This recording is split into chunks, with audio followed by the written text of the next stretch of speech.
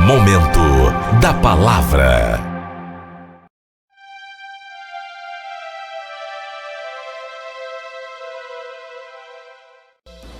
Graças a Deus, queridos rádio ouvintes, estamos aqui na Rádio Nordeste e desta feita vamos ler um texto que encontra-se no livro do profeta Isaías, capítulo 7, somente um versículo, que é o versículo número 14, que diz o seguinte,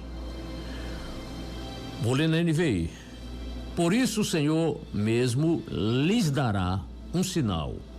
A virgem ficará grávida e dará à luz um filho e o chamará Emanuel.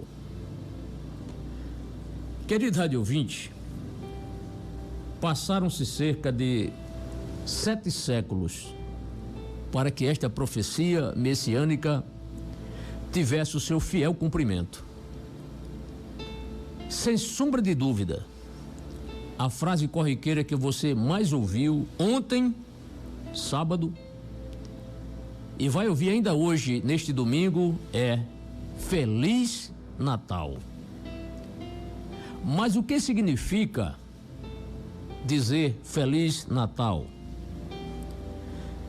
Bem, esteja plenamente convicto, rádio ouvinte, que a melhor resposta está na Bíblia, pois quem entende mais do que ela sobre o verdadeiro Natal?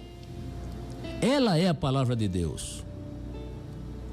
Enquanto para muitos Natal significa presentes, festas, luzes brilhando e piscando, a Bíblia nos aponta o que de fato foi o Natal.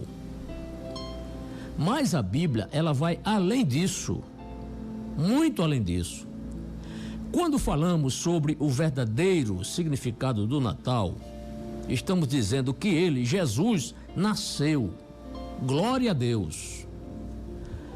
Ele precisou, rádio ouvinte, amigo, entrar no mundo a partir de um nascimento. Agora, como tudo sobre Jesus foi maravilhoso, é lógico, é evidente que o seu nascimento não seria diferente. Eis outra vez a profecia alusiva ao nascimento do Messias, que foi o texto que li há poucos minutos atrás. Por isso o Senhor mesmo lhes dará um sinal. Ouça bem, por isso o Senhor Deus, lhe dará um sinal. A virgem ficará grávida e dará à luz um filho e o chamará Emanuel.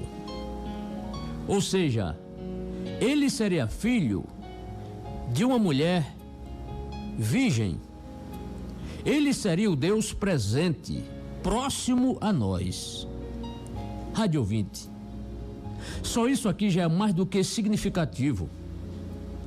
Passaram-se aproximadamente 700 anos, repito, para que essa escritura se cumprisse. E cumpriu-se segundo o tempo e o propósito divino, segundo escreveu o apóstolo Paulo. Mas, quando chegou a plenitude do tempo, Deus enviou o seu filho, nascido de mulher, nascido debaixo da lei. Gálatas 4, verso 4. Estou lendo na NVI. Mas quando chegou a plenitude do tempo, ou seja, no tempo aprazível, no tempo certo, no momento correto, no plano de Deus, naquele dia especial, na época certa, Deus enviou seu filho, nascido de mulher, nascido debaixo da lei. Sim, ele veio, ele nasceu. Agora eu quero falar um pouco sobre a humilhação dele. Rádio ouvinte, me escute com a máxima atenção. Ele não nasceu em um aposento palaciano, apesar de merecer isso. Jesus merecia sim nascer de forma digna, ter um aposento, um local, uma sala, um quarto só para ele, um berço de ouro. Ele merecia, porque ele era o Filho de Deus. Mas ele não nasceu no aposento de um palácio. Não, ele nasceu numa humilde estrebaria. O seu berço foi uma manjedoura, ou seja, um coxo, que era o lugar onde se colocava comida servida aos animais. Capim, ração, forragem, foi neste berço, uma manjedoura ali improvisada, um coxo improvisado, para servir de berço para o Filho de Deus. Então, é possível, rádio ouvinte, que você esteja agora se perguntando: por que Jesus, o Filho de Deus, não teve um local apropriado para nascer como as demais crianças de sua época? Bem, temos duas respostas que, sem sombra de dúvida, elucidam esse possível questionamento seu. A primeira resposta encontra-se na Epístola de Paulo aos Filipenses. E para isso, precisarei ler 4 versículos. Ouça-me com a máxima atenção, caro rádio ouvinte. O texto encontra-se em Filipenses, capítulo 2, versículos 5 a 8. Ouça-me com toda a sua atenção.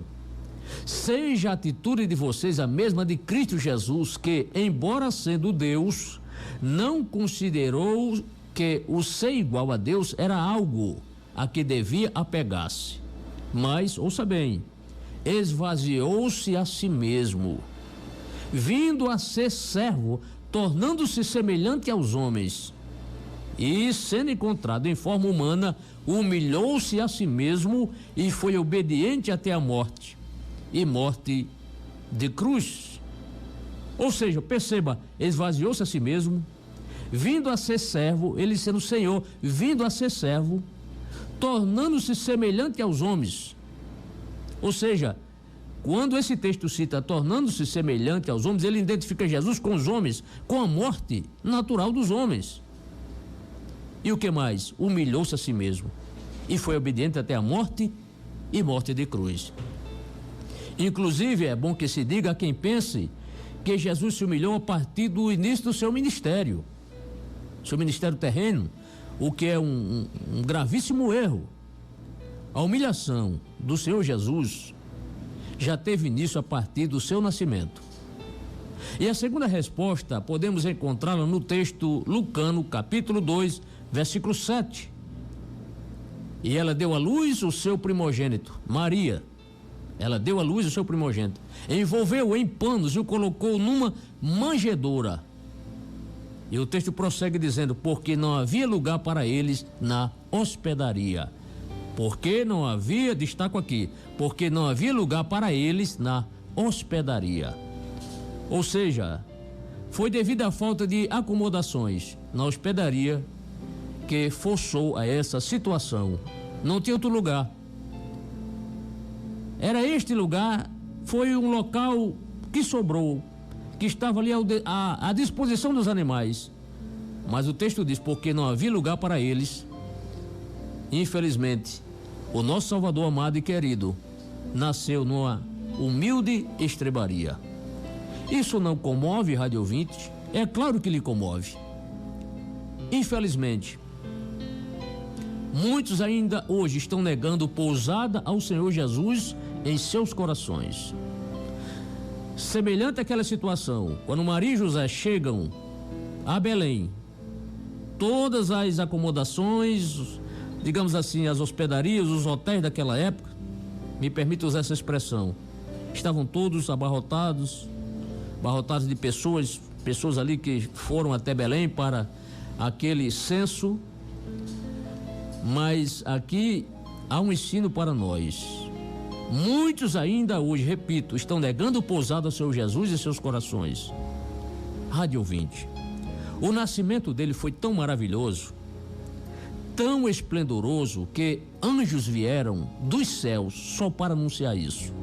Apesar dele nascer nessa humilde estrebaria, numa manjedoura, está ali colocado no coxo, nem por isso, ele deixou de ser homenageado, adorado e louvado. Se você atentamente já ouviu um coral afinadíssimo em uma igreja cantar, louvar a Deus, multiplique isso por 1000. Multiplique. Sim, anjos de Deus formaram um coral celestial, aleluia, só para louvar Ele. Diz o texto de Lucas 2, verso 13, de repente, uma grande multidão do exército celestial apareceu com o anjo, louvando a Deus e dizendo, ouça o que diz a melodia, a letra da canção dos anjos: glória a Deus nas alturas e paz na terra aos homens, aos quais Ele concede o seu favor. Glória a Deus nas alturas e paz na terra aos homens, aos quais Ele concede o seu favor. Achei importante repetir o texto. Isso sim que é Natal, pois o verdadeiro Natal deve glorificar a Deus. Imagine, rádio ouvinte, anjos louvando ao Eterno no dia do nascimento de seu filho. Bem, depois destas minhas modestas palavras, permita-me, rádio ouvinte, lhe fazer outra pergunta. Jesus já nasceu em seu coração? Se a sua resposta for afirmativa, então permaneça nele os 365 dias do ano. Isso é um sinal de que o seu Natal acontece todos os dias. Entretanto, ouça-me, se a sua resposta for negativa, lembre-se do que Jesus nos disse em Apocalipse, capítulo 3, versículo 20. Eis que estou à porta e bato. Se alguém ouvir a minha voz e abrir a porta, entrarei e cearei com ele e ele comigo. Para concluir, já encerrando essa mensagem, fazendo aqui um paralelo, isto é, uma comparação. O seu coração, amigo rádio ouvinte, pode ser representado por uma manjedoura, contendo apenas duas opções. Ouça-me bem, é uma comparação. O seu coração pode ser representado por uma manjedoura contendo duas opções. A primeira opção, ou você permite Jesus habitar em seu coração, e na segunda opção, ou o seu coração ficará apenas para servir de hóspede de comida de animais, isto é, o pecado. Qual será a sua opção? Porém, rádio ouvinte, faça o seguinte: dê o maior presente à sua própria alma, aceitando o Senhor Jesus como seu Salvador. Se você tomar essa decisão, então poderá gritar a plenos pulmões: agora reconheço o verdadeiro significado do Natal, Cristo em minha vida. Bendito seja Deus. Feliz Natal.